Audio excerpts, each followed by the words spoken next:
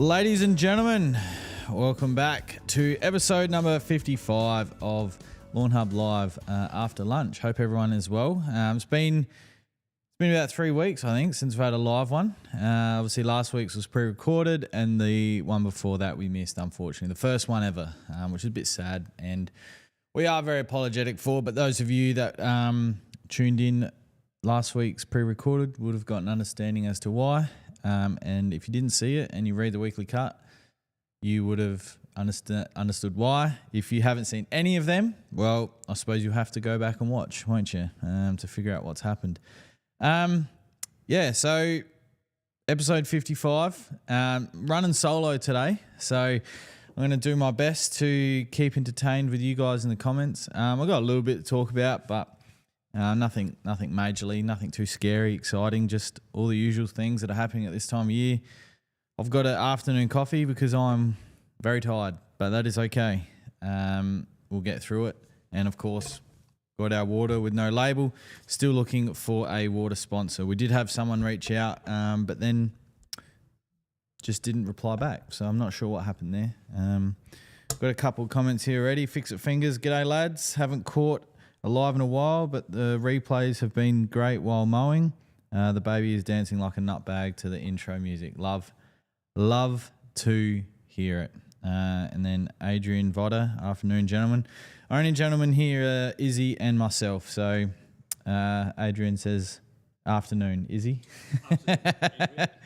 And Jed Weddell, is it time for pre-emergents and bugs and grubs in Adelaide? That is something I want to talk about. So I want to dive in a bit more into that. Obviously, our weather here in Adelaide at the moment is vastly different to other parts of the country.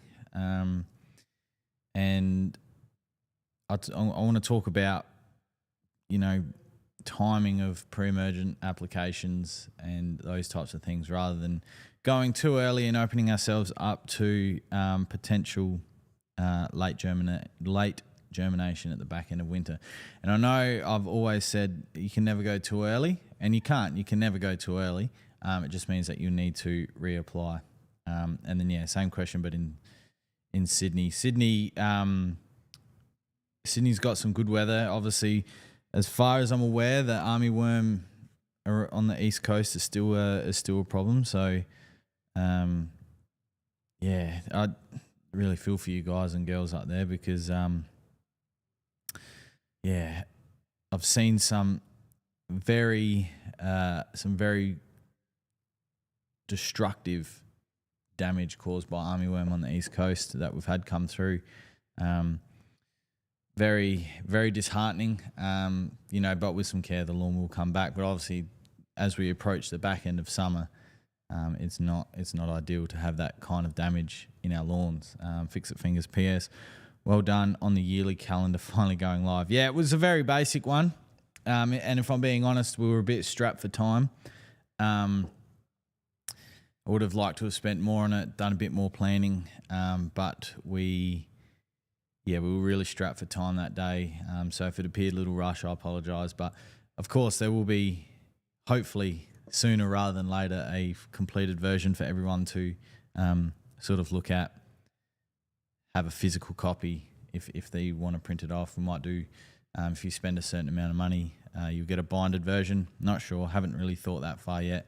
But yeah, just something so you guys can follow, because it's up there with one of the most asked questions is, have you got a full year program? And in that case, we usually just steer them towards the full load pack, but I do want a more detailed, in-depth version, and hopefully, like I said in the video, break it up to states or sections of Australia to help more people. Obviously, this year, Lawnhub surpassed 100,000 online orders, so there's a lot of people in Australia with our products. I've always said that they are an investment, so you want to make maximum use out of your product. So a yearly schedule would be more than beneficial, and hopefully you have that hard copy for you guys, or at least a downloadable link. So you can save it on your phone. Skazer, hey all. What's going on, Skazer? Adrian, when should I throw down a Celeprint? Yeah, so you can throw it. It would be looking more again now. If you haven't already, what's that, September? Yeah, around now, February, March. Again, obviously, down here in South Australia, especially where we are, we mainly just get away with one application of acelepryn.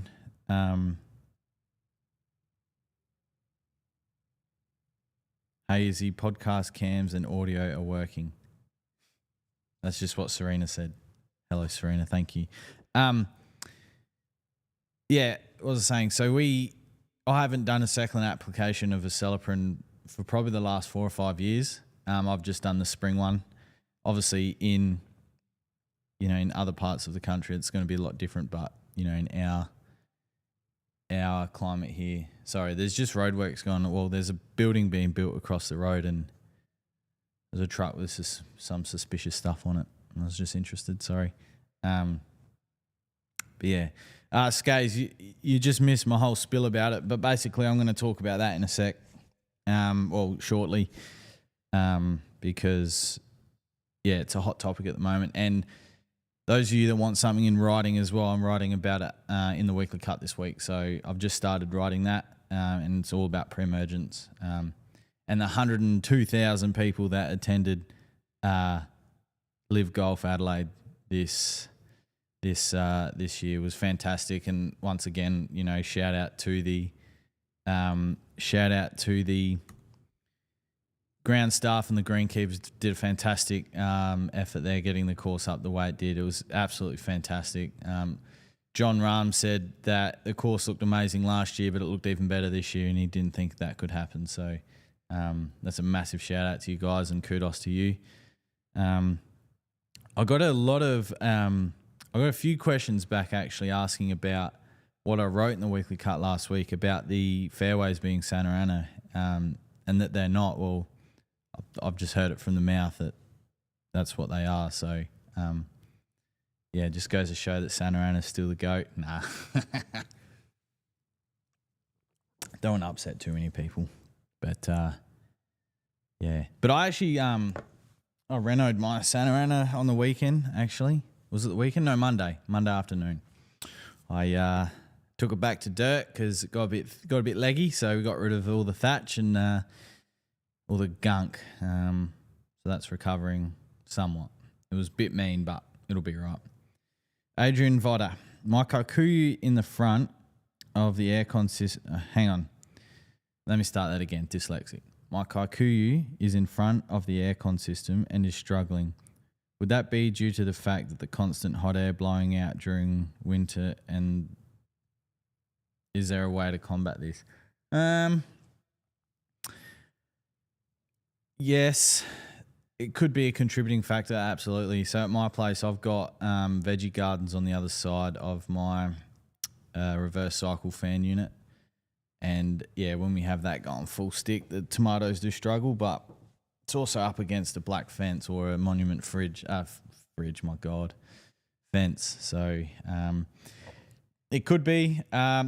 Way to combat that would just be, being mindful that the soil there's probably hard or dry, and just trying to put some moisture back into there maybe,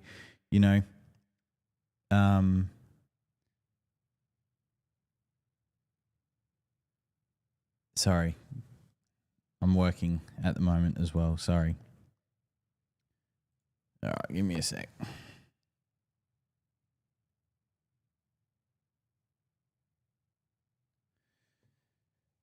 Two secs. Sorry.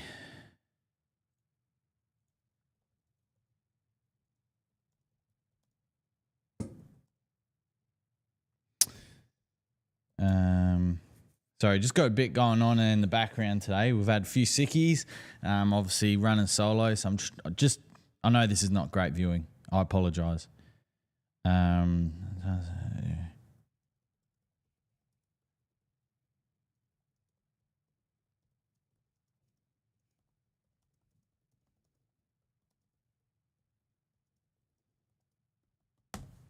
All right. Sorry. I apologise.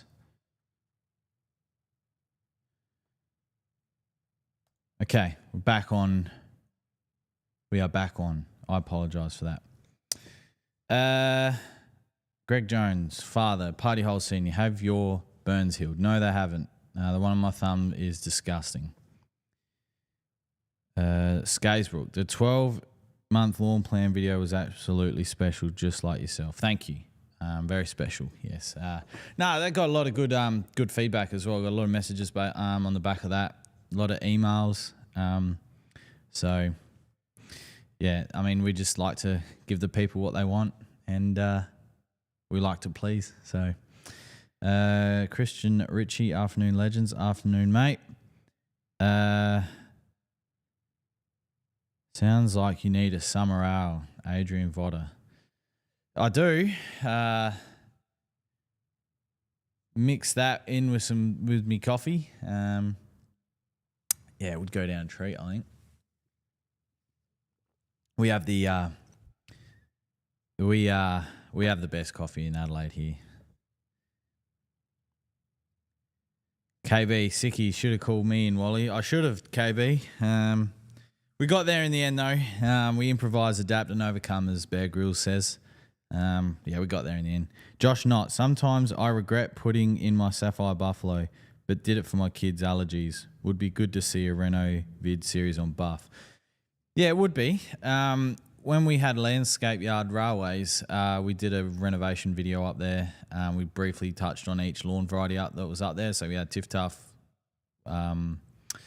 Buffalo and Cockatoo. So I'm not sure of the minutes we did on Buffalo, but I'm pretty sure it's time stamped in the bottom as well. So yeah, basically just with Buffalo, you want to be, you just want to be careful not to remove all the green leaf. It just gives me the hibbity-jibbities that it will never come back, because that's how Buffalo grows. It grows, across the surface rather than, so you watched it, we could, Skays could have a crack at the buff vid. Yeah, he could. I'd love to see it, actually, Skays.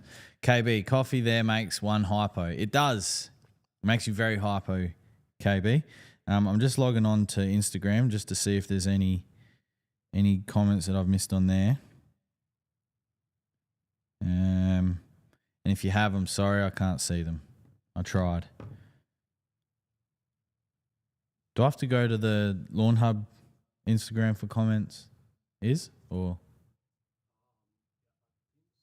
let's have a look. No, I can't.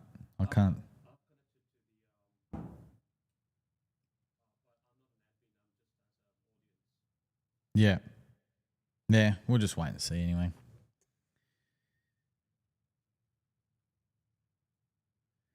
All right. But, so what do we got? We've got a few viewers now. So I suppose we'll talk about Wintergrass, Poana, depending on where you are in the world. So Wintergrass, we'll just refer it to as Wintergrass because it's easier. It's a lot more relatable for everyone. Wintergrass is such a pest. It is such an intrusive, invasive weed, and unfortunately Australia is the weed resistant capital of the world. So there's so much resistance to POA or to Wintergrass post-emergence. So Wintergrass killers, because the way Wintergrass works, and I can't remember who it was. I think it was either Tim Warren or Nathan Bennett, but he was talking about it, how Wintergrass is, it can change its cell structure. So once it gets, sprayed with option chemical 1, and it kills it, but as you continue to use it, it starts to build up a tolerance or resistance to it, and then it changes its cells form, and then all of a sudden that spray you've been using no longer works, and then the trend continues. And that's why, for 30 years ago there was one product, and then it built resistance, and then there's another product, and of course when that happens, that next product is more expensive, then it builds resistance to that, and then it builds the cost again, and so on and so forth. So that vicious cycle has been continuing in Australia for many, many years. The those of you that have keen eyed would have noticed that the golf course on the weekend, so Grange, the cameras, especially in the hot weather that we had leading up to Live, unfortunately, did show up the polar spots on the lawn, on the green, sorry, but it didn't impact playability whatsoever. It was just more of a visual thing. There were comments made that the greens at Live were the best that they have been ever for the 3 events, and that they rolled really true. If you hit a good putt, it went in the hole. If you hit a bad putt, then they weren't going in the hole. So I suppose that's all you can ask for. And I think at this point in time, in Australia especially, if we're having Wintergrass build resistance to nearly every chemical, it's not built resistance to every chemical just yet, because there's always new ones coming. But if you can have it in your greens and it doesn't impact playability whatsoever, then I think a lot of places around Australia now are just starting to be like, well, it's part of our green structure now, and the only way to remove it is to rebuild greens, and that's not viable at all. So if you're digging up 18 greens every 5 years or so because you've got polar in them, you won't have a golf club for much longer at all. So, and the same said for ovals. So obviously when we had Damien Hoff on, Adelaide Oval head curator, he mentioned, a question was brought to him about Wintergrass, and then it got onto the discussion of the MCG at the AFL Grand Final, and that had Wintergrass spots in it, but same reason, it didn't impact playability for the footballers. So you're not going to go out and spend potentially hundreds of thousands of dollars just trying to control Wintergrass. So that's one side of it, is post-emergent, obviously, post being after the fact, but pre-emergent. So pre-emergents work differently. So they work as so I suppose they come into action once the seeds start to germinate. So there's a big common myth, and I spoke about this in the Lawnhub learning, but it's a big myth that pre-emergents stop weeds from germinating. That's not what you want at all. You want the weeds to start to germinate when you've got your pre-emergent in the ground, because what happens is it essentially destroys the cells, and it doesn't allow it to grow roots, and it then doesn't allow it to photosynthesize and turn into a plant, and it dies. So that's what a pre-emergent does. Obviously, the restrictions with pre-emergent is you can't use them on things like putting greens. You can't use them when you're trying to overseed. You can't use them when you're trying to establish a new lawn, whether that be seed or roll out lawn. So you want to wait at least 6 months. Application rates, they're actually quite, they're not as large. Some are much smaller than others. And while I was at Live, I managed to speak to one of the head chemical guys. I wouldn't say so. It's head salesman. Of one of the chemical companies, and I was talking to him about his offering, and thanks, Scott. And his application rates. And he was of the belief that in high organic soils that there's the potential that their product would last up to 12 months, which is fantastic, especially if you've got a lawn that can support that and you don't need any extra inputs in terms of overseeding, etc., etc. So so I suppose before I went on a tangent there, so pre-emergent works as the seeds begin to germinate. Once they've germinated and those weeds have already appeared in the lawn, it's too late. You then need to start looking at post-emergent, which I just spoke about can, be quite difficult, especially in kikuyu, for example. So kikuyu is also susceptible to the damage caused by these post-emergent herbicides to control wintergrass. So if you've got a cooch, zoysia, buffalo, there's a lot more options that you can use. But yeah, best to try and get them as they're, while they're still in the soil and not germinated. Now, I know I spoke about chemical resistance. Now, in pre-emergent herbicide formulation, I suppose you could say, there was an independent study, and it's always good to obviously there's the independent studies and there's the studies paid for by big corporations and held on their, in their labs, in their scenarios.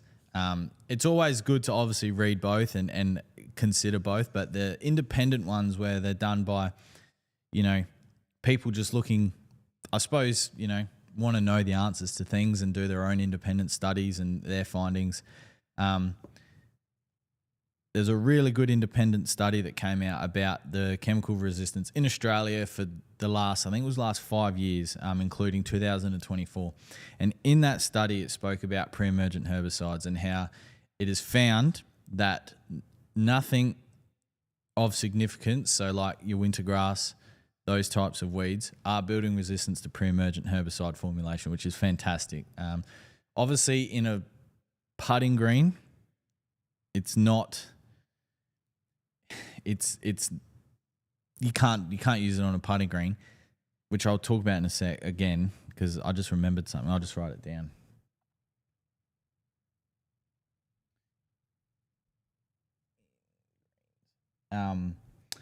But in your your home lawns, your ovals that are used throughout the season, of course, it's fantastic that there isn't found to have any pre-emergent herbicide resistance. So as far as I'm aware, the best way to control POA for us at the homeowner level is pre-emergent herbicides. So we're talking Barricade, Spartan, Onset 10. They're the three that we sell at the moment. There are plenty others available. There's granulated, Oxifert, Oxstar. You've also got Spectacle, which is the product that I was talking to at the golf about, and Timmy Warren, the Glenelg Golf Course superintendent, Golf Club, Glenelg Golf Club, superintendent. He spoke about how he used it. So there's many out there available, but the number one question at the moment is when to apply it. Because like I said before, you don't want to be too late. You'd rather be early than late. So I suppose in that sentence, you could say apply now. But just be mindful, if you apply now, you may need to do a second application towards the back end of winter to then stop that late season germination. Typically, wintergrass, Poa annua, will germinate when temperatures are around 11 to 14 degrees consistently in the soil. So, we're talking right now, for example, we've had soil temps in South Australia in where we are, very consistently in the 30s, dropping down to the high 20s. So based off that information, we're just a little bit too early. We're too early now. You could apply it now, but just remember that applying it now means that you're opening yourself up to a late germination, which is not what we want. So last year, and users will take the piss out of me, Clint will take the piss out of me, everyone will take the fuck piss out of me, but I don't mind. I ran a little study. So at home, I had the front lawn I applied early, and the back lawn applied later. I didn't have any. Sorry, no, it wasn't my. Sorry, that was my bad. I didn't apply the back lawn. It was Dad's back lawn, his putting green. So I applied it's not really a putting green. Like when I say putting green, it's home putting green. It's not like you know what I mean. I applied it my front yard early, and I got a late germination. So towards the back end of winter, early spring, I had wintergrass germinate, which I then had to spray out after the fact. But at my old man's place, didn't have any wintergrass germination at all, and I applied a bit later. So that's just the thing you need to consider. If you go early, you may need to do a follow-up application towards the back end of winter. Sorry, just got a lot of questions coming through here. So yeah, just be mindful. Obviously, your own areas may be different to here. There is a question here asking, how do you manage and track that? The soil temps, the Syngenta weather app, desktop browser version has so much information on there, and it tracks everything from the BOM, so the Bureau of Meteorology. So in that data, you can find through certain avenues soil temps, and of course you can also go out there with a I suppose a meat thermometer as well. If you cook briskets and stuff like that, just pop it in the soil and just see how you track, and that's also another way of doing it. So I suppose in turn you can apply now. Absolutely no dramas in applying now. Just be mindful that you may get a late germination at the end of winter, so a follow-up application may be required. The independent study and the non-independent study is showing that wintergrass is not building resistance to pre-emergent formulation, tick, and wintergrass will germinate around 11 to 14 degrees Celsius in the soil. So, and it needs to be consistently at that temperature for it to be able to germinate successfully. So, hopefully that answers all your questions. There is, obviously, if you're in a colder climate, I don't know, like in the mountains or something, you might not be getting, like tomorrow, for example, it's 41 here, I think, or 40 where we are. So you might be getting 20s. I don't know. But obviously just try and, just be mindful that if you go early, you may need a follow-up application. All right, so we do have some Instagrams come through. Heston72, are you guys from Adelaide? We sure are. We are from where this is being filmed is in Direct, so north of Adelaide. All right, now, by all means, if you've got any questions regarding pre-emergence, wintergrass and all those sorts of things I've just spoken about, just chuck them down in the comments. I'll get to them. Okay, so Josh Knott has written, what are your thoughts on the Ryobi Scarifier and the Steel Scarifier? If I had an option out of the two of them and money wasn't an option, I'm going the Steel every single day of the week. That machine is it's a really nice, ergonomic, compact, strong machine. Really enjoyed using that. Wish I could have kept it longer. I do have a Ryobi Scarifier, which I used out the front of my house this week. Again, it's a good machine, but if I had the choice of one or the other, I'm the Steel one. I'll quickly rapid fire get through some of these questions.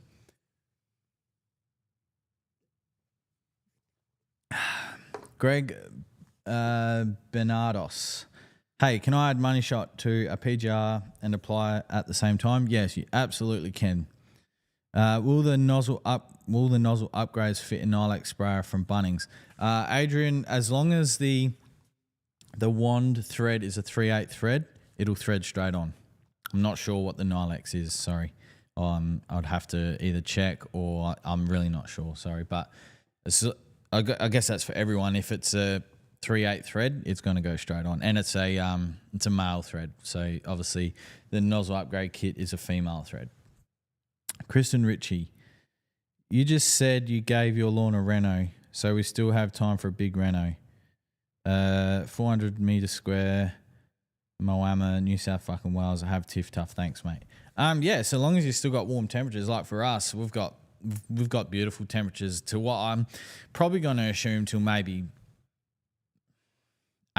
early April. So, I also like to run things on the risky side. So I like to do things that I probably shouldn't with my lawn, and just test and do that sort of shit. So I do not take responsibility if your lawn doesn't recover in time. But in my climate, I've got plenty of time.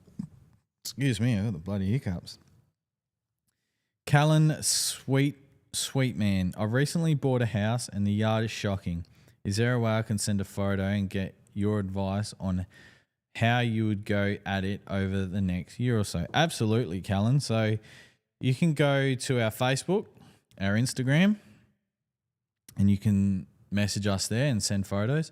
Alternatively, you can send us an email. My email is adam@lawnhub.com.au. That will come straight to me. Otherwise, sales@lawnhub.com.au. That is going to go to Riley. So either one of us will be able to help you. And it sounds like you've got an exciting project, so be more than happy to assist there. Christian Ritchie, can you please tell me about sand to put on my putting green? I've been buying washed sandpit sand, but now I've heard about kiln dried sand. Is there a difference, or am I looking too far into it? I'm not sure where you're based, but kiln dried sand per ton is a lot more expensive than play pit sand.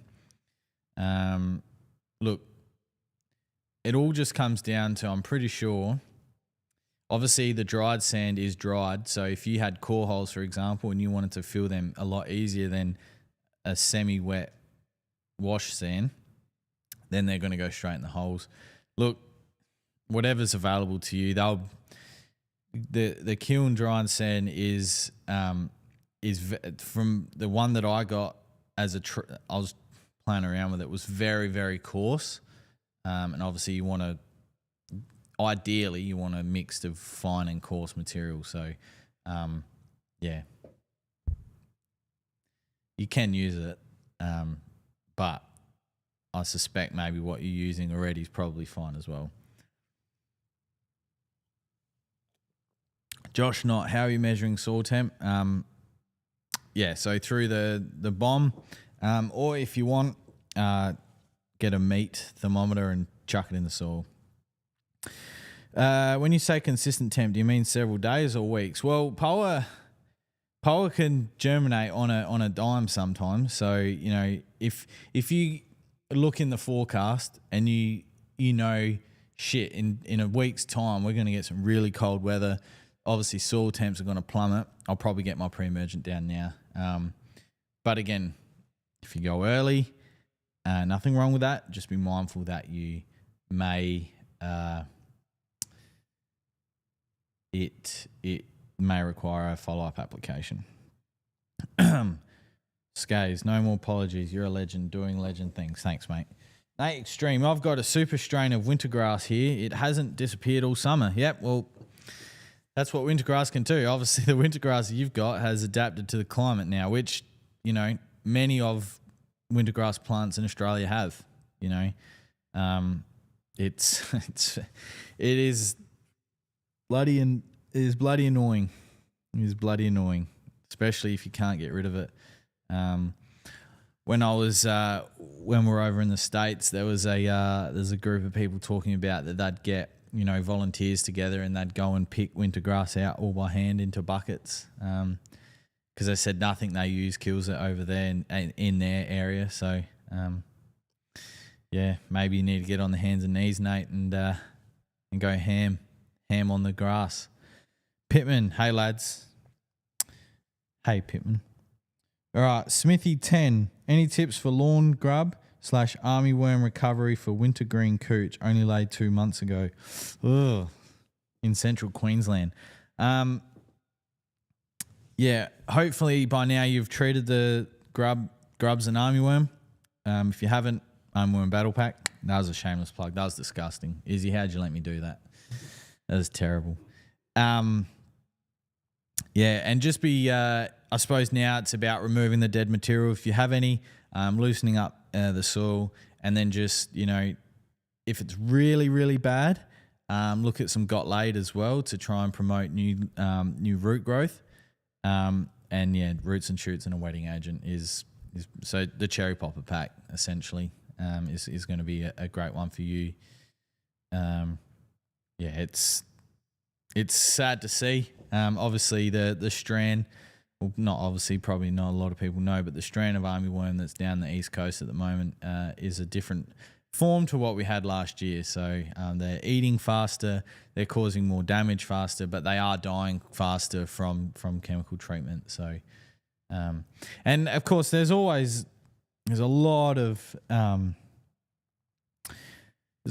commentary and you know, mention of, you know, we all use too much chemical. Like acelepryn, for example, is one. Well, it's non-scheduled for starters. It was derived from a natural source originally, but the natural source is a lot more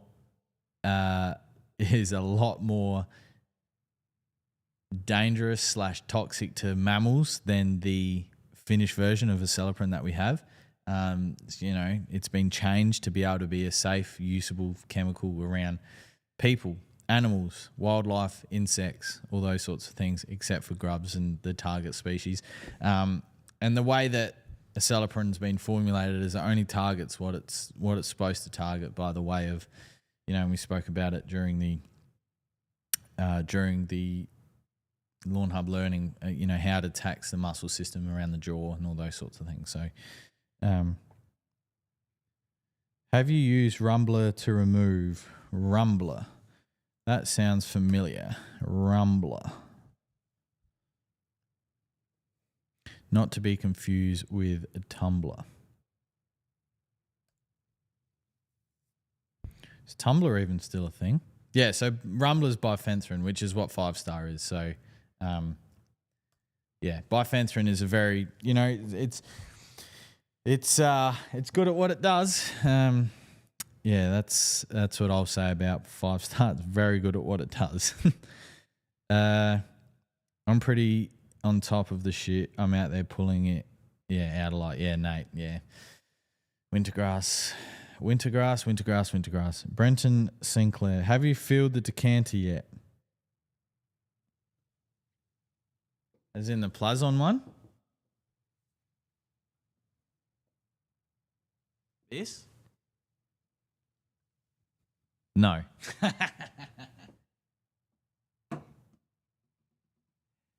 And I dare say it probably won't. It probably won't be filled ever. So, Paul Hutchins, is a weekly application of liquid fert too much for hungry perennial rye and Hobart? I'm struggling to maintain that nice dark green. I'm also applying Trojan every 8 weeks. Wow. It must be hungry. It must be very hungry. Look, I suppose as long as the lawn isn't stressed and it's not getting overly thatchy and it's not looking gross from too much fertilizer, then, maybe at the moment with your soil conditions and your ambient temperatures, that's what the rye needs to survive. Obviously, ryegrass is a very hungry grass variety. So, wow, weekly applications of liquid fert. That's crazy. Also intriguing. That's cool. Not cool for you, I suppose, if you're out there every week, but wow. The beauties of ryegrass, eh? Oh, the decanter with the whiskey glasses. I'll send you boys something nice. Oh, thanks, Brenton. It had some stuff in it, but Clint wasn't sure on the age of the product and it smelled a bit funky. I'm pretty sure it was that one. Yeah. Josh Knight, will acelepryn knock earthworms? No, it won't. Acelepryn is safe for earthworms, also safe for bees. That's one of the other huge comments that we get when we advertising the armworm battle pack, for example. Earthworms, look, they move through the soil. Obviously, if it's wet, they'll come to the surface and do their worm castings. Look, earthworms are more beneficial for the soil than not, but no, they won't affect earthworms. Clint Osborne, hey lads, how's it going? Good, Clint. Very good. You may remember Clint from such prizes as the orange Lawnhub Scott Bonham mower that we got done up. He was the winner of it. And when we had Jai working for us, he went over there and delivered it. Him and I went there to deliver it to Clint. Now, Clint, when we were in the States, we saw a really cool machine that was doing similar things as your crop sprayers that we were talking about around the dining or the outside table when Jai drank 50 million beers. How it was identifying with cameras about what was a weed and what wasn't, and just, spot spraying at the correct rate.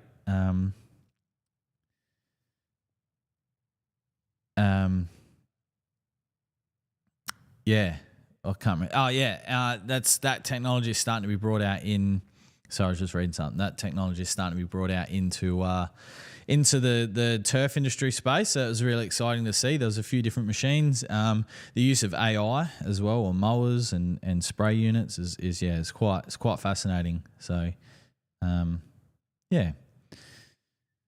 Paul Hutchins, cheers. A blessing and a curse, that's for sure. Stripes look great though. I'm sure they do, Paul. I do love a good ryegrass. I must admit. If it's tough. If I didn't have, and I know this is going to sound terrible, but if I didn't have my dog, I'd rip my back lawn up and redo it. And I'd rip my front lawn up and redo it. The front would be rye and the back would be bent, and it would just be putting green out the back. And the front would be rye, and I'd stripe it up. Yeah, I think. But then again, I'd also want sand. I just need bigger property so I can have all test plots. Nate Extreme. Did Lawnhub do something to upset the Victorian Lawn Fanatics page? I tried suggesting some products there recently, and I can't post because they have banned certain keywords relating to Lawnhub. Look, Nate, if I'm being honest, would not surprise me. Absolutely nothing surprises me these days on Facebook.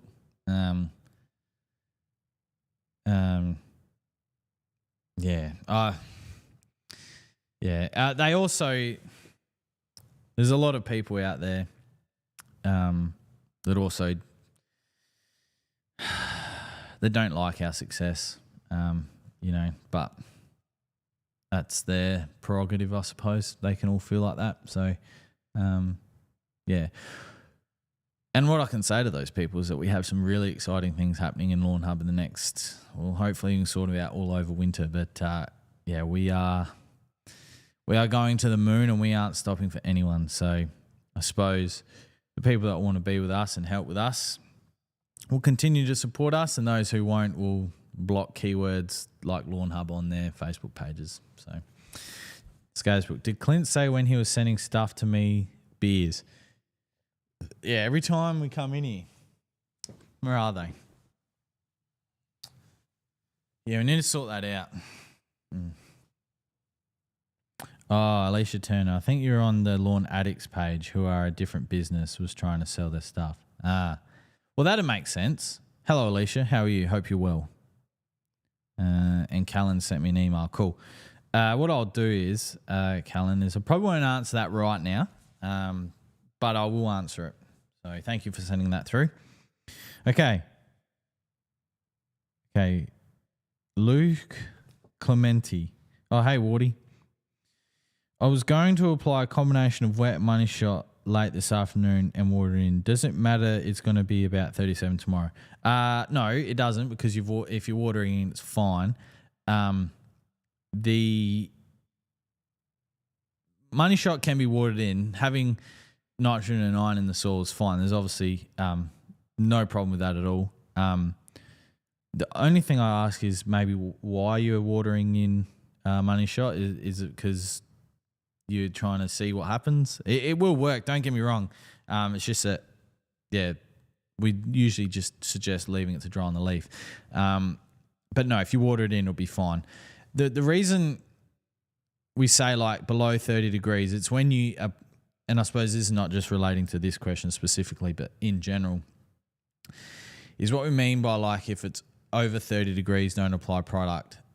We mean at the time. So if it's going to be 40 degrees that day, then applying in the morning and doing what you need to do is fine. It's just that if it's over 30 degrees when you're applying the product, that's what we mean. So, but yeah, I haven't watered in money shot for a long time, because I know when Max was here, he used to talk about watering in money shot every now and then just to give it that little bit of oomph, a little bit of a kick. So, yeah, by all means you can do it. So, God, I'm going to lose my voice again. But, when we're in the States, I went to a booth and I was talking to the guys. Can't remember the business name. I've got their business card and booklet that they like, their catalog in my drawer. But they were talking about a pre-emergent safe for bent putting greens that they had in, I don't know if it was released just yet or it was like coming soon. And I talked to them about it, and they were pretty convinced that that it's not going to inhibit greens and all those sorts of things with growing, damage, repairs. So so maybe there is a pre-emergent for greens and bowling greens on the horizon. The price of it, though, I could only imagine it being absolutely astronomical for a product like that, because it wouldn't have been cheap. Well, I suppose, and this is one way you got to look at things as well, it's probably not cheap to make, but it was cheap to make, if that makes sense. So once you've done all your testing and you've got your formula down packed, then the ingredients or the inputs are probably, a little bit of this, a little bit of that, and mix it together with a bit of water and a few fillers and combiners and all those sorts of things. The actual combination of the product maybe doesn't cost that much, but it was the research that funded that. That's what costs so much, and then that's why it's just like anything. That's why the end product is probably more expensive than it probably needs to be. But you need to you need to recuperate those costs somehow. Yeah, I was about to say the page is probably a shell for another product company masquerading as a community page. Yeah, maybe. Yeah, and again, without being there, I'm not sure. Josie said it's very laggy today. Are we plugged in, Izzy?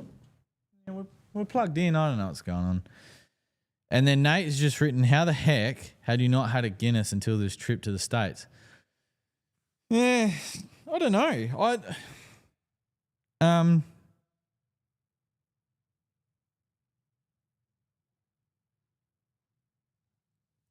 I don't know. I actually don't know. I've just never been in a situation where I've wanted to go to the bar and ask for a Guinness. And to be honest, it was probably fitting that I had it in a, in an Irish pub that had it on tap, and the guy knew how to pour it and all that sort of thing. Not saying that all bartenders in normal Aussie pubs don't know how to pour it, but this guy knew what he was doing, and it was good. It was nice. I think I would have had to have maybe another one or two to really like appreciate it, but no, it was good. Only reason for me watering in Money Shot is that it's mixed in the same sprayer as per the pamphlet I got from WaterPro. Can you send me a photo of that? Either via Instagram or via my email? I just want to see what it is. That's interesting. Unless I've had a moment. But yeah, must have had a moment, which is all good. Yeah. Oh, I also ran into a company that has formulated this new plant growth regulator. Again, they're claiming that it has, when we talk about the first time you apply PGR, plant growth regulator, you get a colour change. They're claiming that there's no colour change. You don't have to use an iron product to combat the colour loss.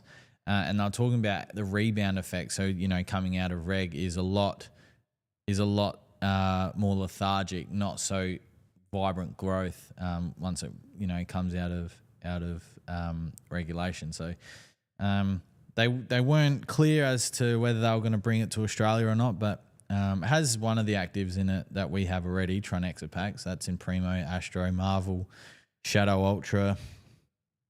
Oh God, what else is there? There's many different products have that in it, but then it also had another active in it, so it was two of them together. So thank you, Luke Clementi. Luce, I don't know, sorry. I'm terrible, especially on Instagram, because I can't read for shit. Sorry, I need a drink.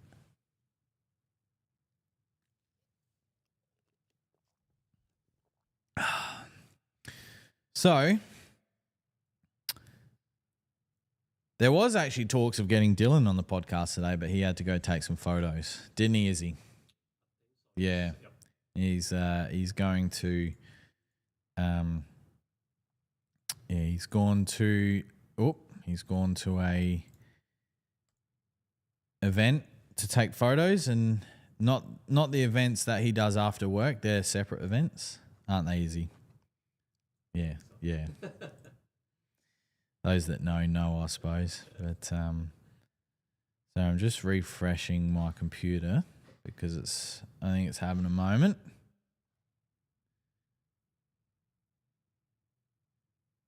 There we go. Oh, I think we're back. There we go. All right. Yeah. Oh, Toll's here. So Team Global Express. So we've got heaps of orders coming out today, and we have something very exciting that we'll be sharing with you very, very shortly. Yeah. You will, there'll be a lot of happy Lawnhub customers around Australia. Yeah, that's all I'm going to say on that. I'll let Clint do the rest. Nathan Scasebrook, picks for BYD. Yes, all the picks for BYD. That is what Dylan is doing. Now, in all seriousness, though, him and Clint and a few other people were at Shanks, which is a mini putt-putt for the Master Landscapes of South Australia, maybe. I think that's what it was. Yeah. I don't know if Shanks is in other states. I assume it would be. Right? I'm not sure. What's the promo for Sunday? Well, Clint, if I give away the promo for Sunday, then you're not going to read it. No, I haven't decided yet. I'll make it worthwhile. I got in trouble for last week's one, though. So, yeah. So, yeah, I'm going to have to, I'm going to have to not do that one again. But a lot of you made use of it. A lot of you enjoyed and that. So, Haddad Partners just purchased Trojan and another. Looking forward to seeing my lawn dominate. Absolutely. Love to see it. Love to read it. AJ Jamo, can I spray DSMA and Sedgehammer together, or do I have to use them intermittently? I don't know. You'd have to do a little bit of a jar test for that one. I'm sorry, I'm not exactly sure. There may be on the Sedgehammer label referencing to the herbicide compatibility chart. There might be something in that booklet. Some herbicides and products do have compatibility products, so that may be in there. I know glyphosate has a lot of it, and those types of products, tree killers and all those sorts of things. So, just have a look in the booklet. Otherwise, you might have to do a little jar test just to see what happens. Clint, I always read it. Thanks, Clint. It's edition 100 all right.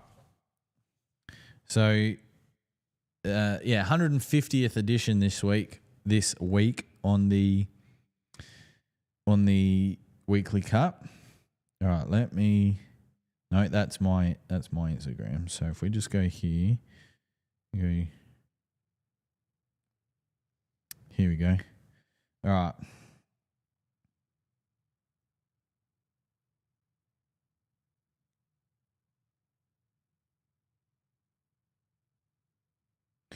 Oh, yeah.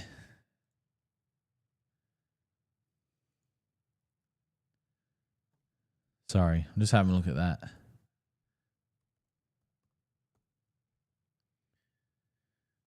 Oh, the internet is a bit laggy, isn't it?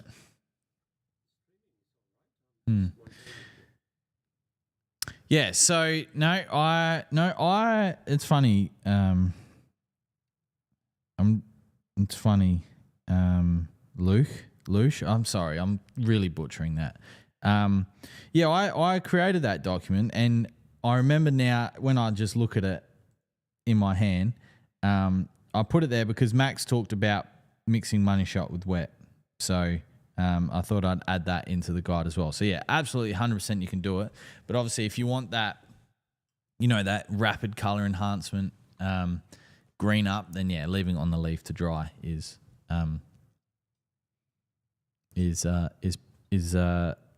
also recommended. Sorry, I'm all over the place. I'm scattered. got so much work to do when we finish the pod before I can go home and get ready for the weekend, play some golf. Haven't played golf since 3 or 4 weeks ago. Levi Parker, any tips for killing weeds in gardens without killing plants and keeping them out? Yes, Levi. So there are many products available that you can use to spray in the garden. Obviously, when spraying in the garden, you need to be really, really careful not to get any spray drift, because spray drift onto other plants, can be detrimental, can kill other plants. It's not what we want. So there's a product that's registered for garden use to control grassy weeds, etc., and things like that, called Fusilade. There is a few different trade names as well, but I only know it as Fusilade. And keeping them out, you can actually use pre-emergent in garden beds. So your Barricade, your Spartan, they're registered for the use in the garden bed. Obviously, you want to make sure that the plants are fully established. Same thing with turf, fully established, growing, healthy. Obviously, in the day, weed mats were a thing, but I don't know. Weed mats are a tough one because, the way I look at it, right? Say you've got weed, you've dug your holes, you put your weed mat down, you put your plants in, then you put your bark or your rocks on top, and it all looks nice. You got your weed mat there. But then, for example, across the road, we've got earthworks happening. The dust gets put in the air and then it settles. Well, the dirt accumulates and then turns into soil, and then, boom, weed seeds. So, I would definitely look at, obviously, being very careful when you spray in the garden, and then, look at getting a pre-emergent down in the garden, providing that the weeds are the plants are healthy, happy, etc., etc. Nate Extreme, someone not pay the Dodo bill this month. Is Dodo even still around? Not the Dodo. Obviously, the Dodo is extinct, but Dodo, the internet. Dodo. Internet that flies. That's what it was, wasn't it? Yeah. Dodo, internet that flies, which is funny slogan or catchphrase because, Dodos didn't fly. I think that's what come to their detriment at the end, is that they were hunted into extinction because they couldn't fly. But then I suppose you could use the same analogy for penguins, but anyway, that's a real tangent, that one.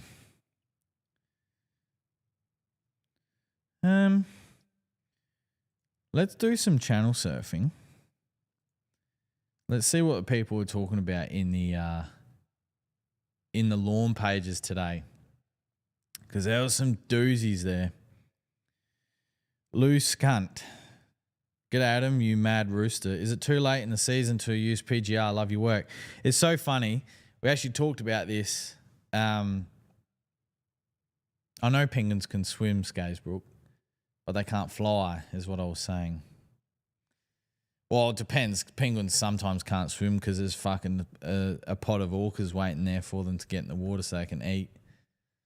I often say I think I'd rather be eaten by a great white shark than an orca whale because they play with you before they kill you. Fuck that. I'd just rather die. But back to Lou's question. We talked about PGR in the video that we filmed on Wednesday. Wednesday? Yeah, we filmed Wednesday, didn't we, Izzy? Yeah. Wednesday. And they'll be released Tuesday. I talked about that. It's definitely not too late to use PGR, especially where we are here. Still got great daytime temps. Still great growing conditions. Soil temps are up. So, yeah, I'm hoping to get an application of PGR down maybe next week or the week after, maybe, depending on the lawn, depending on the wind, depending on the road, so much depending on it. But it would be good to get it down just so we can make a video about it and then explain the do's and don'ts, things to look out for, and the effect that it has on the lawn.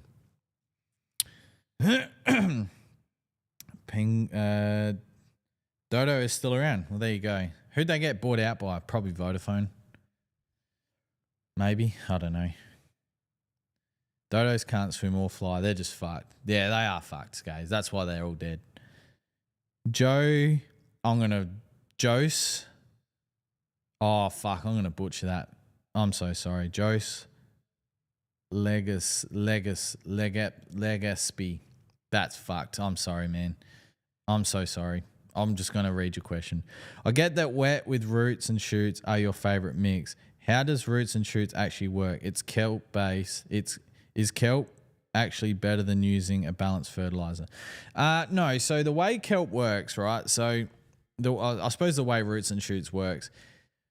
Roots and shoots is a kelp-based product, and the additives, or I suppose what kelp gives off, is hormones that allow plants to grow roots, grow shoots, in its name, roots and shoots. So that's how kelp works with the plant. It's like it's a biostimulant.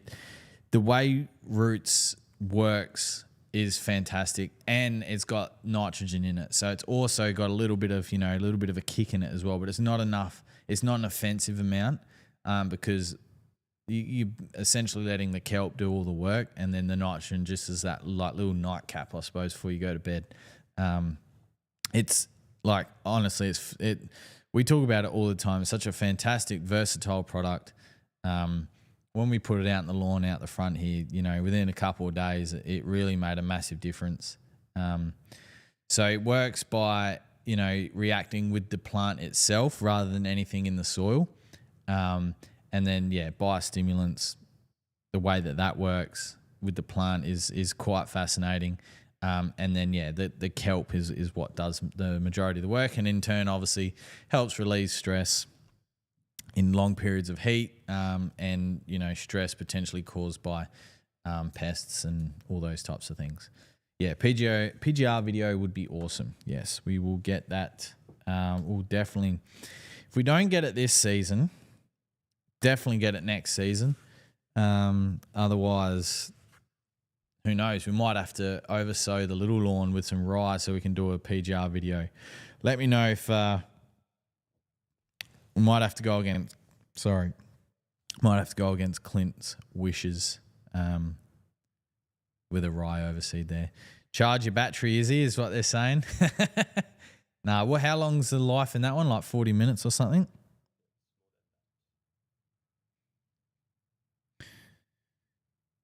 What have we got here? Monash Mowing and Gardening. Just recently came across your podcast and started listening end of last week and up to episode 25-ish. Jesus Christ.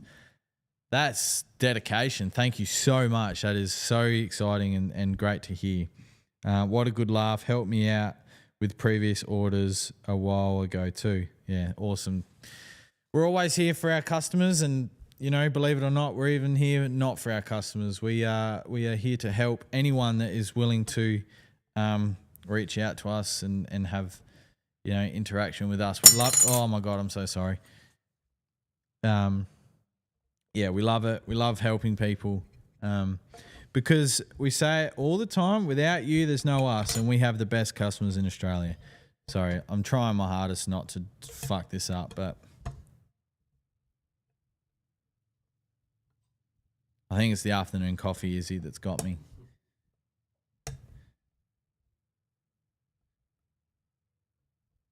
Why does it keep coming out like that? There we go. All right. I'm not going to touch it anymore. I promise. I promise. Oh, man. What's the time? 3 o'clock. So we've been going for an hour.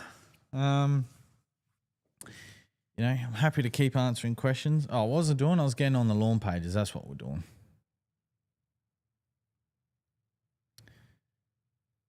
Just to see what's going on in the world of lawn pages at the moment.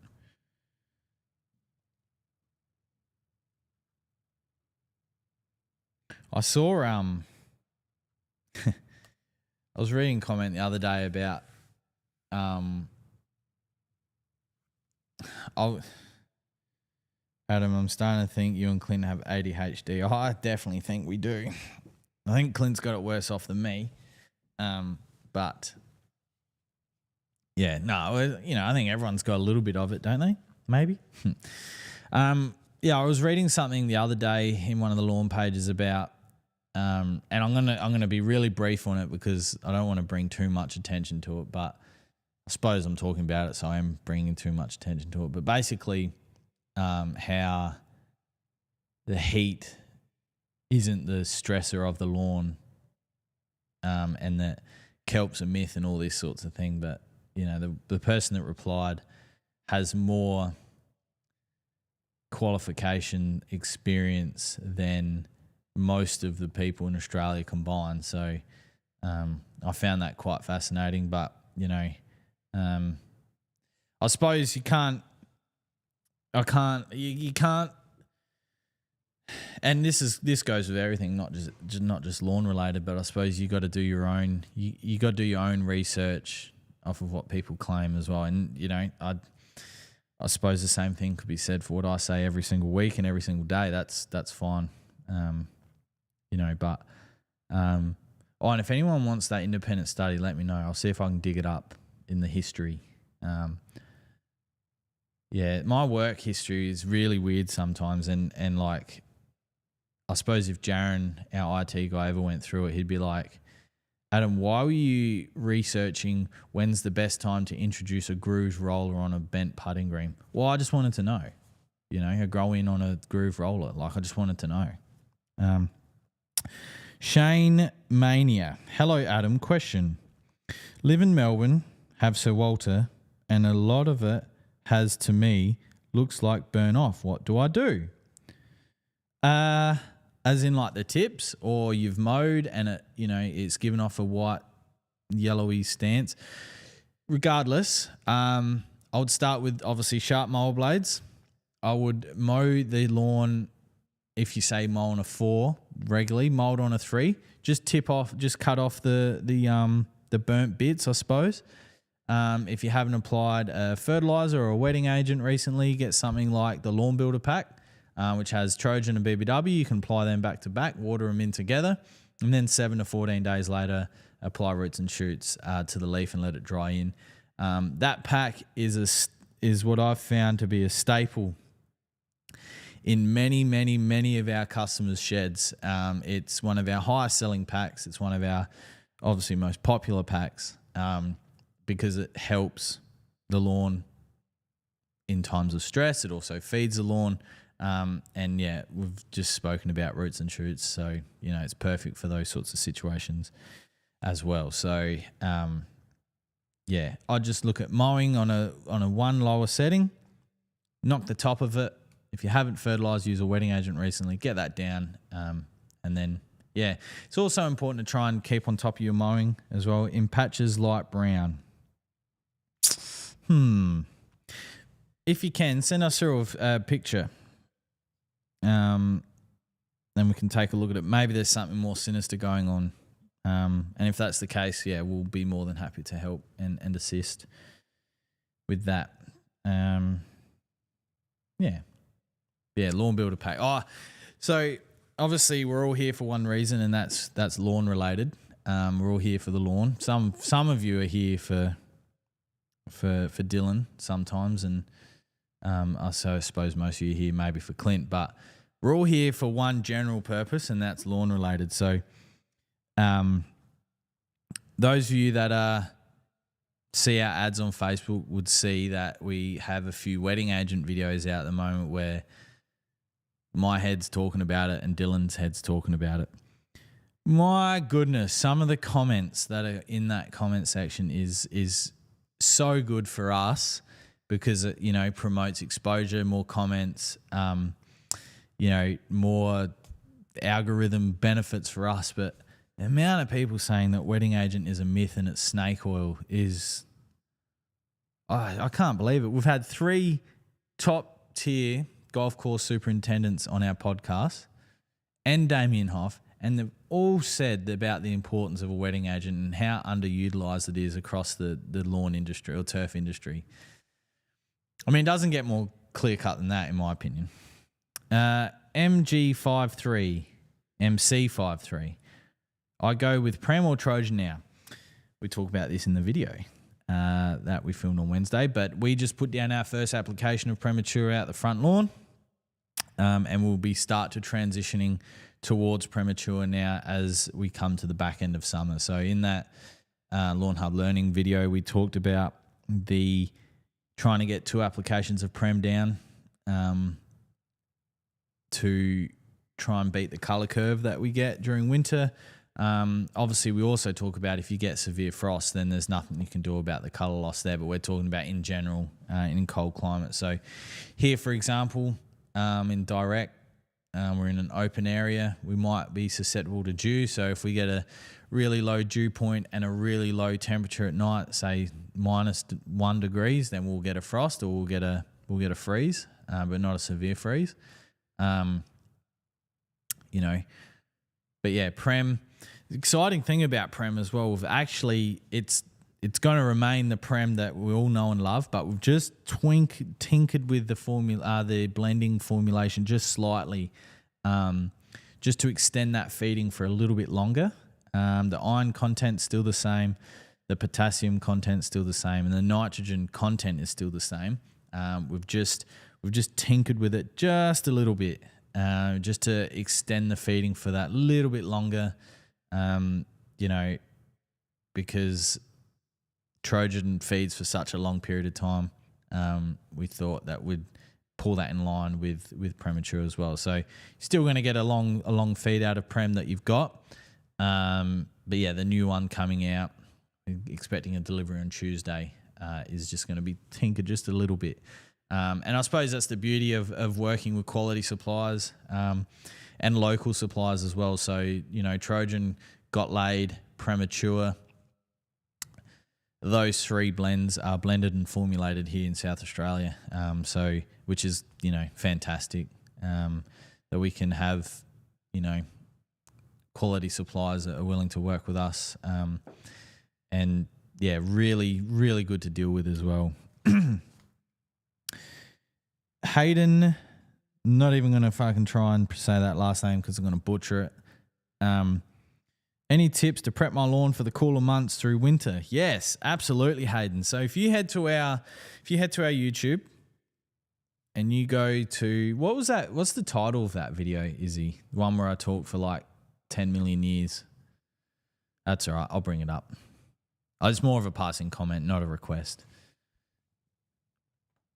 Hayden, yes. So Hayden, we released a video called my goodness, where is it? Not the 12-month. Yeah. Oh, there it is. Oh, yeah. I was looking for the photo of just me, but it's me with a hat on and then me with a graduation hat on. That's right. So Hayden, it's called Every Lawn Care Product Explained 2025 Lawnhub Live Special. And if you go to 9 minutes granular fertilizer, I talk about at the back end of that about how to prepare your lawn for the cooler months. The beauty of this video is it's all chaptered and timestamped, so you can just click it and it'll take you straight there. And then the beauty of it as well is you can watch it as many times as you like. You can take down as much information or as little as information as possible as you want. But I'd go to there and watch that. The quick version of that is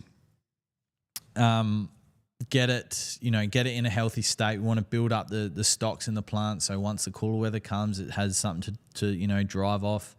We want to get the colour into the lawn to help fight the colour loss that we've been talking about what feels like forever, but I've only been at Lawnhub for 3 years, but it's really important to try and get 2 applications of premature down before the cold really sets in. We'd found not only residential sites but commercial sites where 2 applications of Prem has gone down and the colour loss at these commercial sites in like housing estates have stayed green, where homeowners' lawns have deteriorated in colour. So Nate Extreme, is it okay to rub granular ferts in rather than watering in? Waterboard sent me And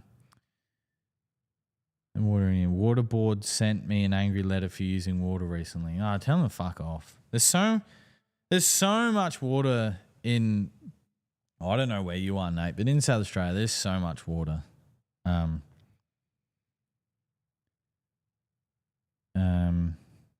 Who's waterboard anyway? Like, what state's that in? I'm assuming that's like a board that manages water.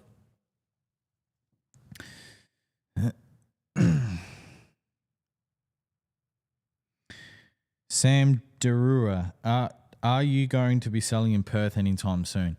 I had conversations with potential resellers over in Perth at the end of last year, but I might have to follow up on them. Perth is a different one, difficult one, because, you know, our reseller program is I'm going to be honest, it's very basic. It's not like intensive. You don't have to abide by any strict rules or anything, and we feel it's quite relaxed and quite, you know, easy to get along with. You know, our free into store shipping is not huge, in my opinion. You know, and the thing you got to remember about freight is freight at the moment in Australia, for many parts of Australia, is an absolute rort and is a massive expense to anyone in the business of shipping things. Clint often says, I don't know how people with trucks make money, but there's so many trucks in Australia, so somehow they make money. You know, so yeah, and I know we do know just from, you know, reading things online, social media, being in the forums, that Western Australia is a different market. And Clint talks about that quite often with the irrigation as well. The irrigation over there is a very different market. So, yeah, by all means, I'm happy to have conversation with any mowers shops, irrigation shops, tools shops. Basically, to be a reseller of Lawnhub, you have to be a shop front and you have to be open to the public. And what we mean by open to the public, we're not talking about you ring up and say, hey, I want to come visit your shop. Sure, I'll be there between 2 and 2:30. I'll book you in. We mean like anyone can wander in off the street. Hey, I want to buy a bucket of Trojan. Yep, cool. There's your service. Boom, see you later. That's one of the prerequisites, requirements. There's a few others, but then, you know, we don't hold you to the same restrictions that some of our suppliers hold us to, and that's dictating pricing, shelf space, all that sort of thing. No, basically, once you purchase the stock from us, you can do with it whatever you wish. You can sell it for more, you can sell it for less, you can sell it for the same. We have a lot of resellers that sell our products just a little bit more expensive than the website, but you're not paying freight. So, and you either get it right then and there, or you can order it online and wait. So there's so many benefits to having resellers around the place. It's just at Western Australia, I think since I've started, I think there's been about 20 people I've had conversations with back and forth, but just no one seemed to have come on board as of yet. As I say that, I'll probably go to my emails after this and there'll be people saying, hey, but I replied, and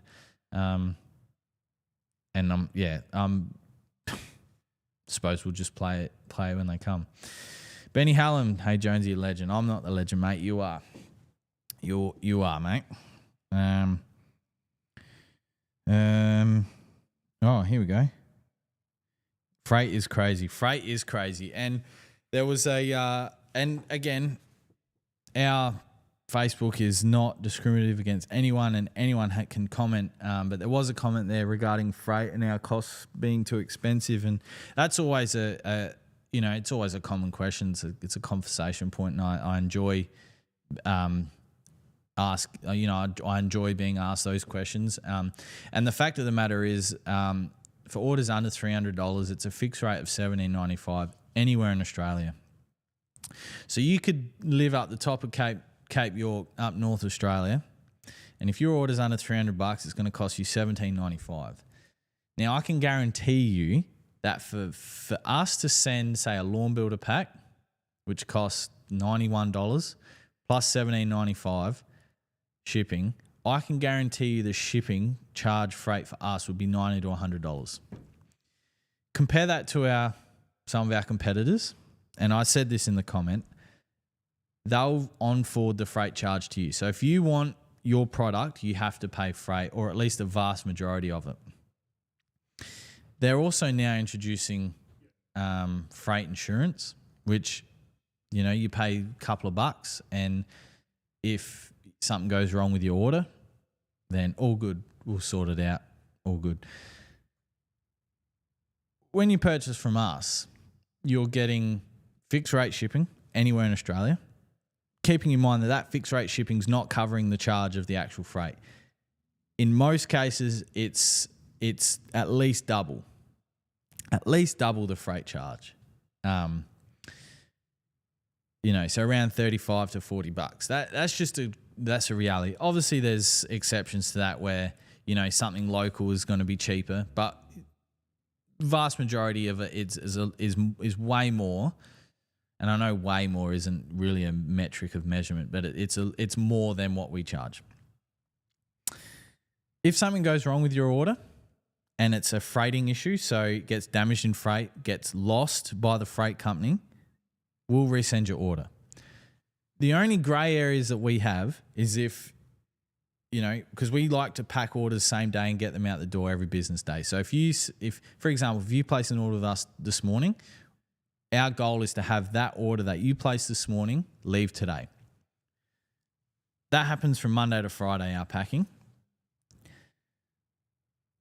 Because we have such quick turnaround times because our staff are so good, the only grey area we have is address changes, because 9.5 times out of 10, an address change comes through once the parcel's already left.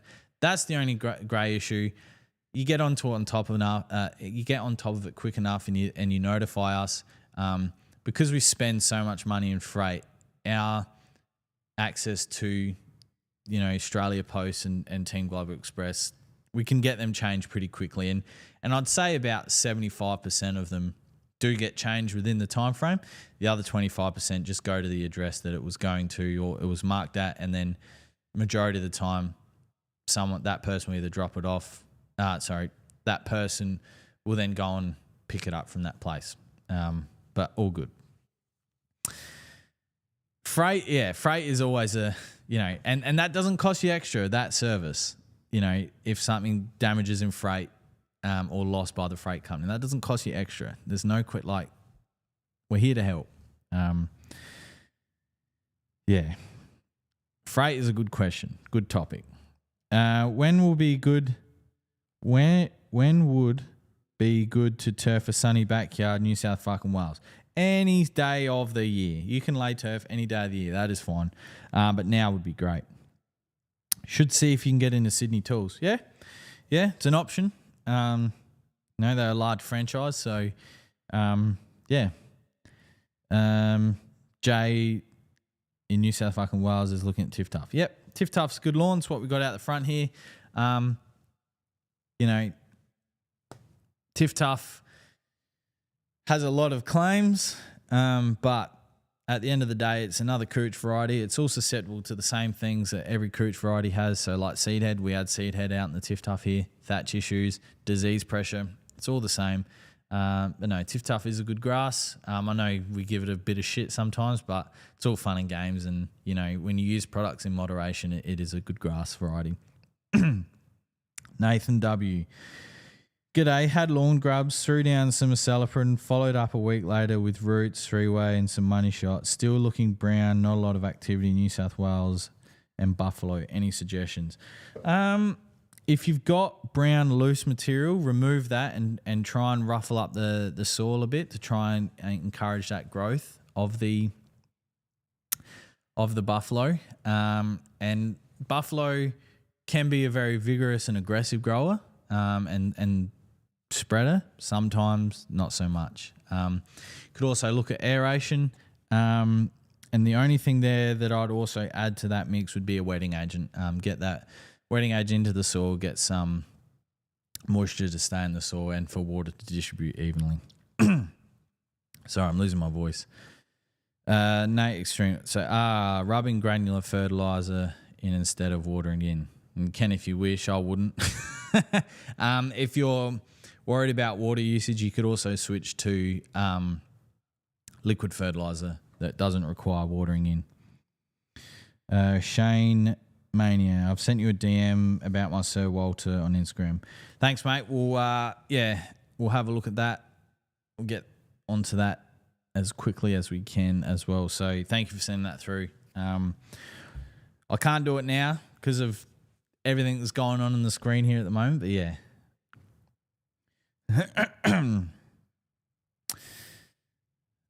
MC53, is now the time for pre-emergent and acelepryn? Yes, it is. It can be. Like I spoke about earlier in the video, or more towards the middle as well. If you apply now, just be mindful that you might have to do another application of pre-emergent towards the back end of the winter season, so you don't get a late germination. Once this video goes out, you'll be able to watch the first half of this video, of this podcast, and you would, you get a lot more information than that. Hugh Jorgen. Hi, Jonesy. Hello, Hugh. Hope you're well, mate. Oh, goodness gracious, Izzy. I'm going to sleep well tonight. Just trying to see here.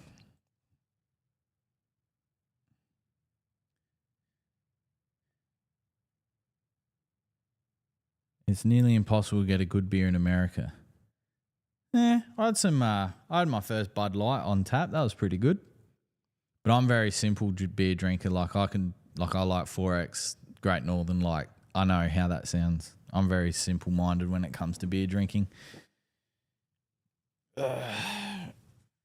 No judgment. I'm my ADHD as fuck. I think we all are, if I'm being honest. We've all got a little bit of the... I think we're all a little bit on the spectrum of something in some way, shape or form. I don't think, no judgment at all. Mate, we all do some fucking weird shit sometimes, and, look at me, for example. I'd never had a Guinness until it went away. All right.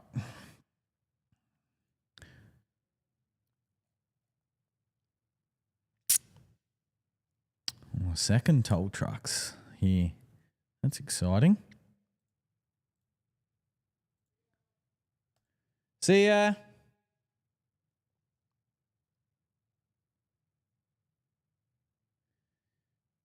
Hugh, should I wait till the first rain here in SA before I spray my pre-emergent? I mean, potentially that's another way of looking at it. I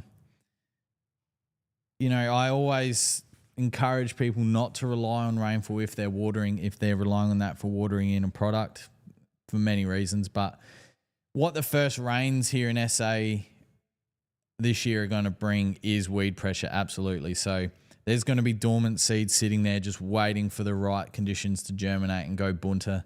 And are we going to get a wet winter this year? I'm not sure. You can look at the forecast as much as you want, but does anyone really know? I think, again, what I touched on earlier, if you wanted to apply now, you could. There's no dramas with that.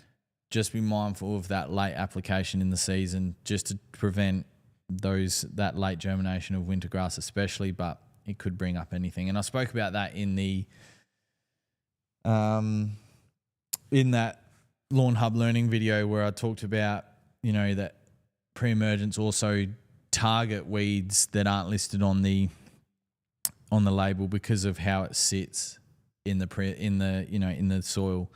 If you're caught in that 30 mil below the surface, then whatever seeds are in that profile, in the soil profile, they're going to be caught by the pre-emergent. So, so things like clover, if clover's sitting in that 30 mil, then your pre-emergent's going to grab that too. But definitely the first rains here in South Australia are going to bring an absolute bucket load of weeds. And looking across the road here, they've turned up so much soil. I suppose there's people like yous aren't here, so you don't know. But basically, they are prepping the paddock across the road from us to build a warehouse. It's either going to be multiple warehouses or one massive warehouse. And they've moved so much soil. It's the video that we filmed on Wednesday.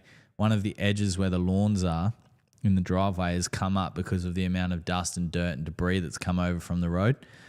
So that's all on the lawn.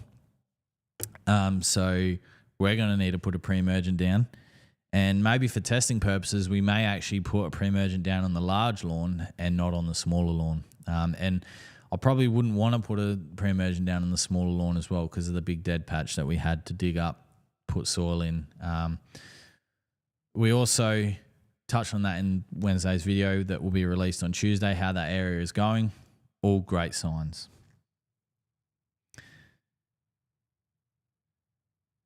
Skays, I got to go. Appreciate the podcast and your time.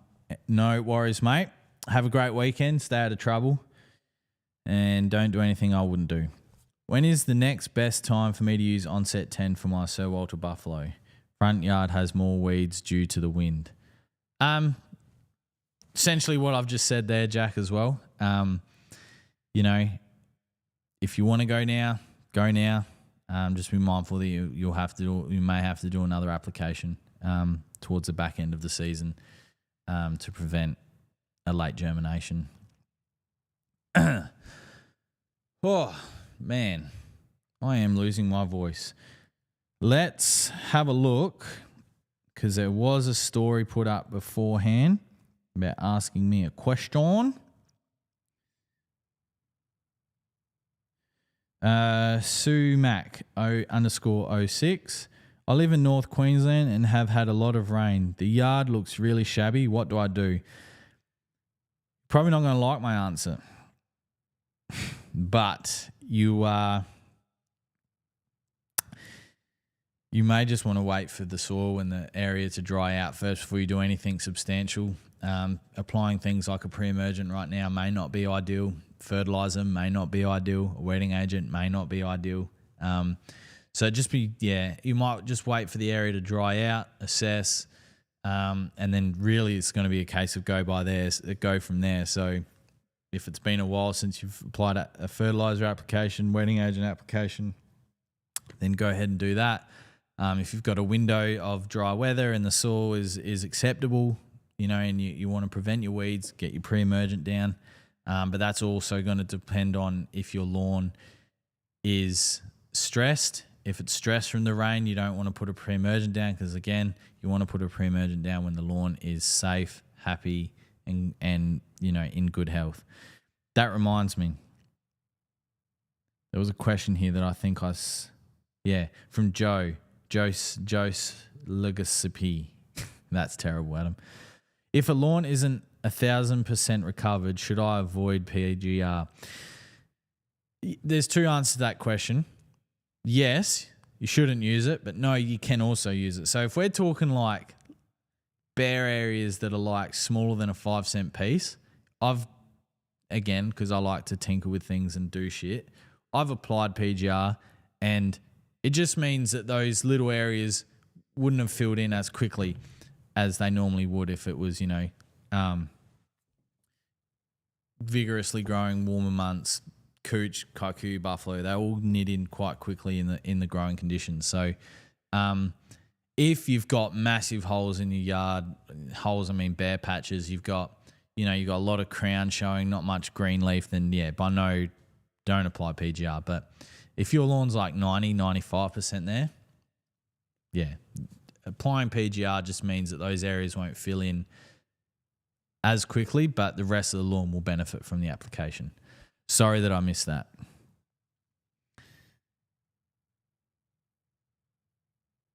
And there was another one here as well. Andrew Bishop. Tips for keeping a high-use sporting area... let me start again. Tips for keeping a high-use sporting ground with grass coverage for the entire winter season. It's either kike or cooch, but in summer it's a carpet, but winter it ends up Dust Bowl, New South fucking Wales.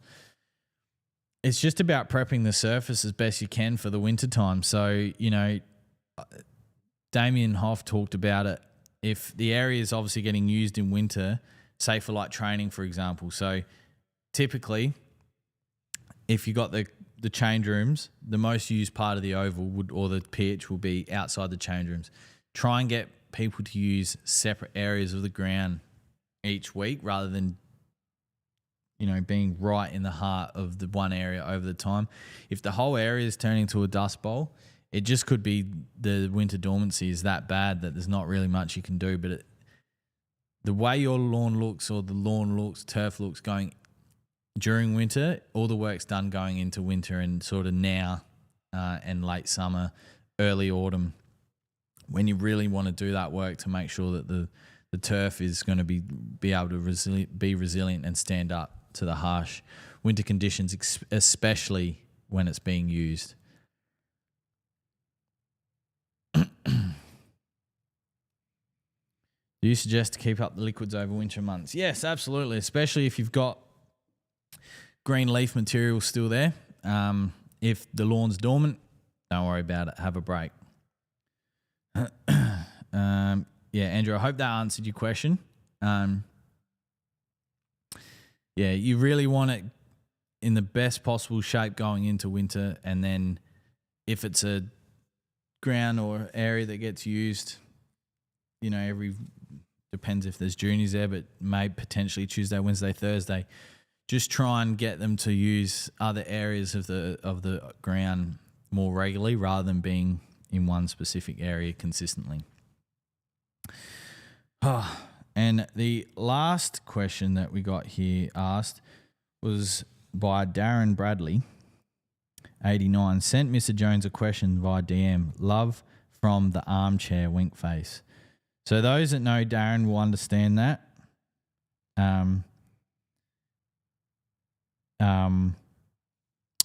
Yeah. Will, the rest, not going to disclose that information. Anyway, Darren's written, "Hi, Mr. Jones. I have a patch of lawn up against the fence which is not growing back from a glyphosate dose from the neighbour next door. What's best course of action? Dig out the affected soil and hope the tiff-tuff will spread, break up the soil and add compost." I'm not going to say in brackets what he wrote, or apply roots and shoots. And then I replied, "Hello, Daz. I realise I never called you back. Sorry." Answer: remove dead material, loosen up the soil, granular fert the area once you start to see recovery roots and shoots. Now, the reason why you don't need to remove the soil, Daz, is that glyphosate is not residual in the soil, so there's no need to remove the soil. And then Daz Rue, he replied back. To answer that question, we will never... There's a lot of reasons why, but there's one main reason why, but I'll tell you off camera. I'll ring you. Jack Chapo, Bridgewater. Have been using Trojan. What is the best fertilizer to get a slow growing Sir Walter Buffalo to have better root growth? Have wet frequently in roots and shoots first time. Front lawn is ordinary. I'd look at Got Laid actually, Jack. So that's a more balanced fertilizer, 19-11-10 or 19-10-11, 19-11-10. More balanced fertilizer. It's gonna, it's gonna be much more beneficial for the soil as well and the roots. So, I'd maybe switch to Got Laid. Again, people are gonna pay me out, but I did a 12-month period at Old Man's Place on Got Laid and worked wonders on his lawn. He's back to Trojan now, but just felt like we needed to build up the phosphorus stocks in the soil. Hugh, I have an area of about 60 square metres of paspalum enroaching into my Santa Ana. What do you think is my best option for removal? David Gray's Crabgrass and Clover Killer, Monument, they're two great products. Otherwise get on the hands and knees and dig it out by hand, and then pre-emergent. Because paspalum will drop seeds. It'll start dropping seeds very soon, depending on where you are. And then during the real cold months, it'll start turning purple.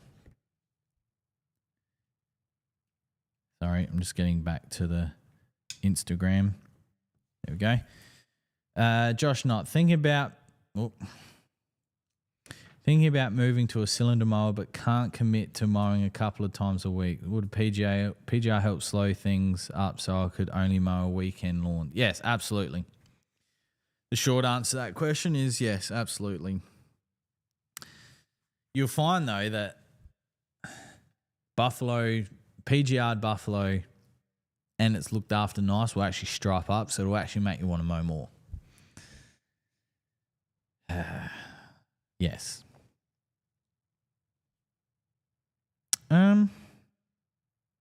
Whoop. God, I'm all over the place here. Bloody terrible. I'll just make sure there's any more questions. Yep, that's all good. Go back to here. Oh, what's everyone doing this weekend? What are you doing this weekend, Izzy? Yeah? Excited? Where at? Where can the people find you? The Founders Restaurant. All right, Izzy will be there. What do you do? What gig? You playing instrument or singing?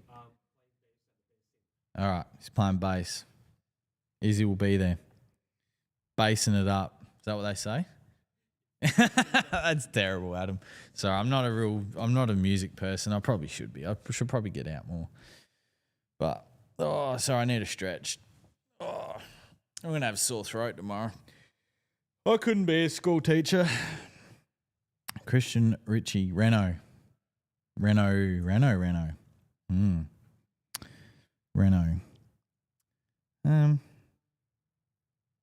Yeah. Oh, sorry. Christian, I just realised what you meant.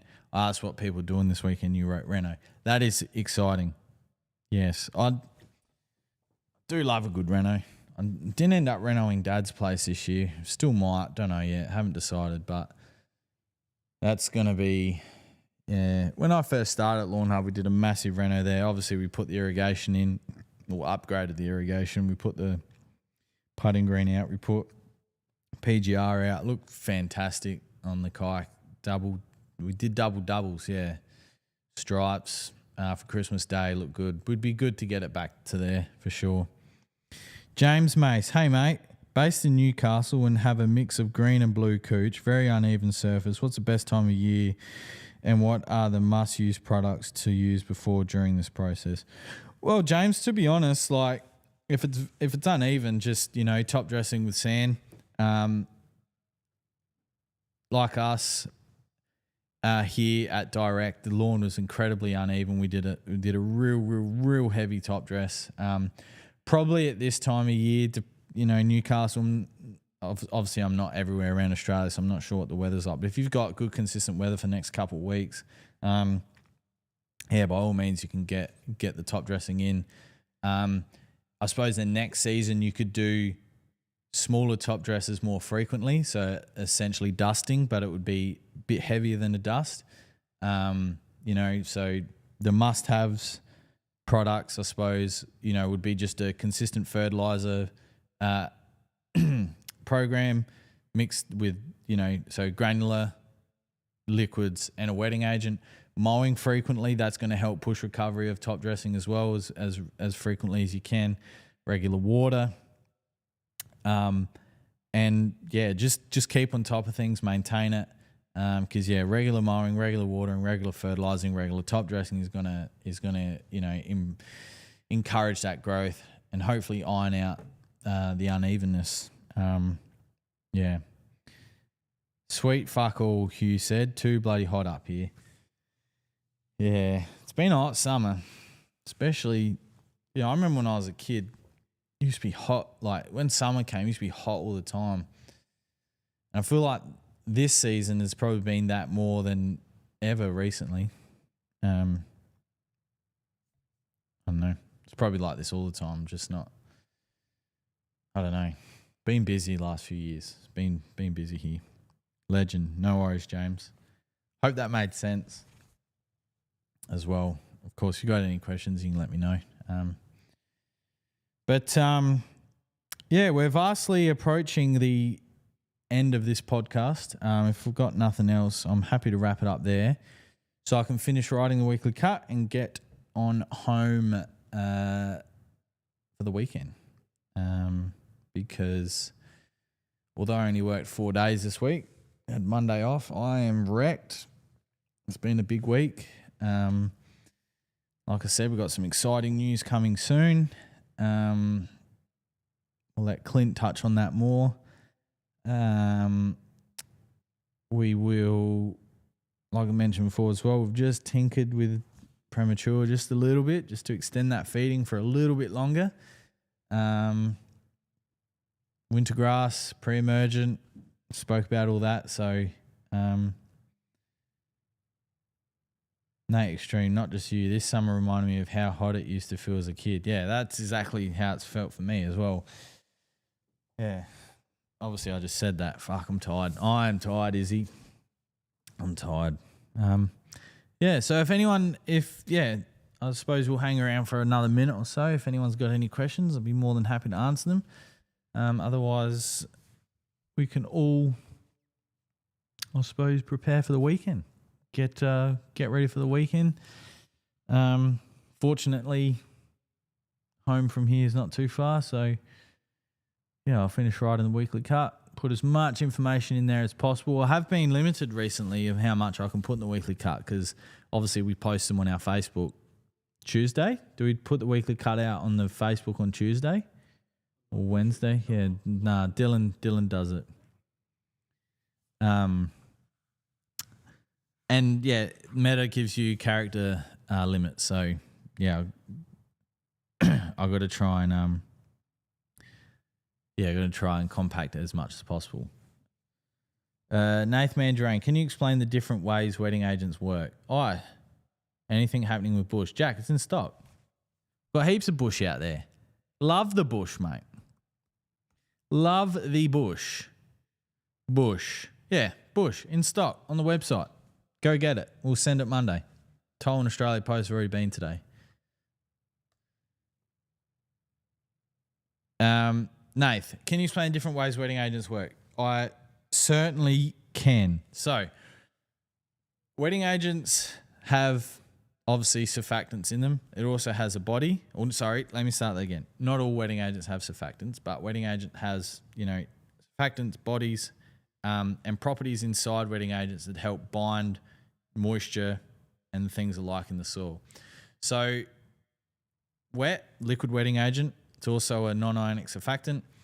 When you spray that out over the lawn, it comes in contact with the soil and the surfactant helps break the surface tension. So that's the first thing that that a wetting agent does.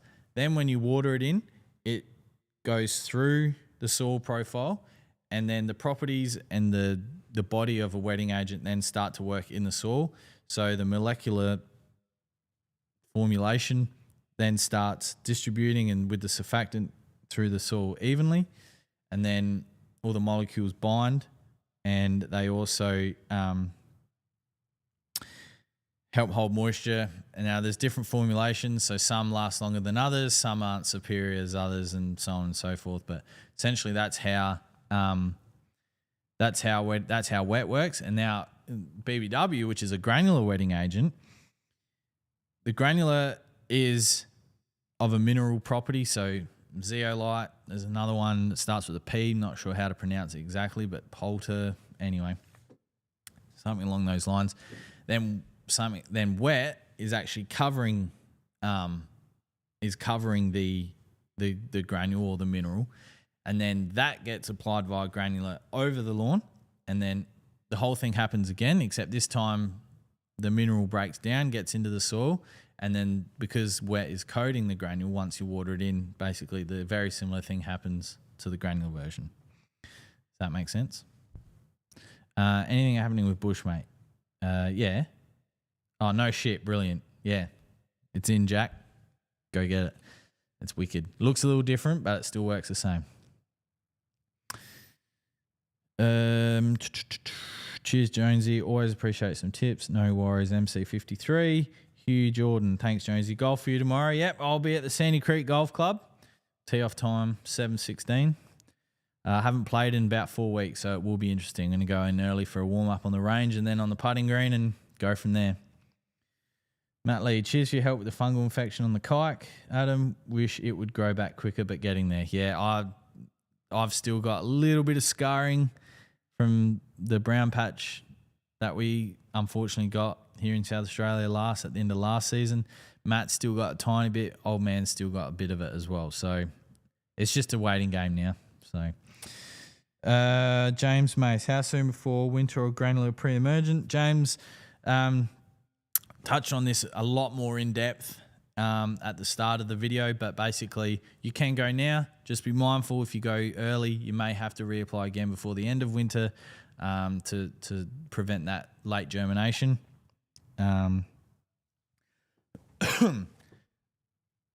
Yeah, sorry, lost my train of thought there. Yeah, basically, James, if you want a more in-depth, I suppose, explanation, this will go out live shortly. This will go, the live version, but won't be live, will go out on the live tab of our YouTube.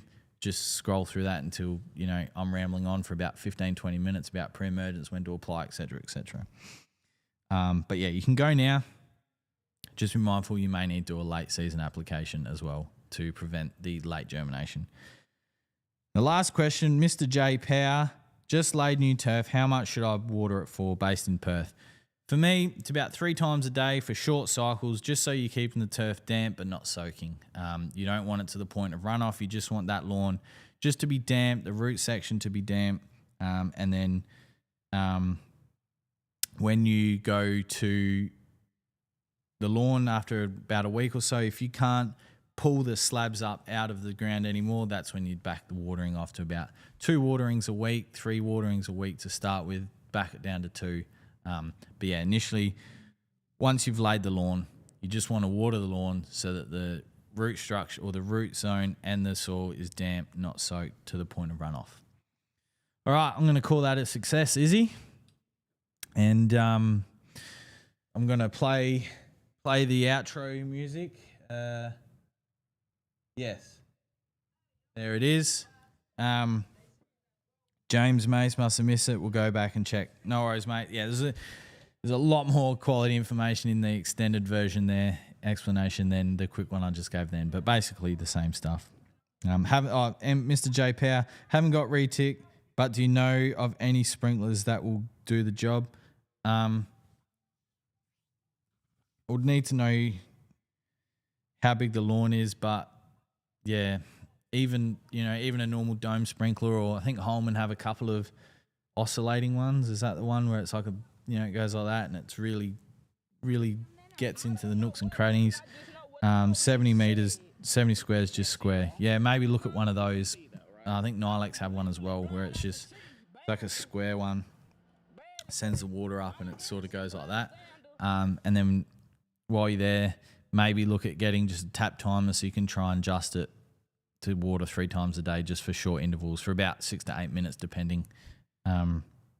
Maybe a bit longer, but yeah. All right, Rizzle Diz, have a good weekend, mate. You too. All right, wicked. That's going to have us done. Thank you for joining us, and I'll see you next week. Thank you very much.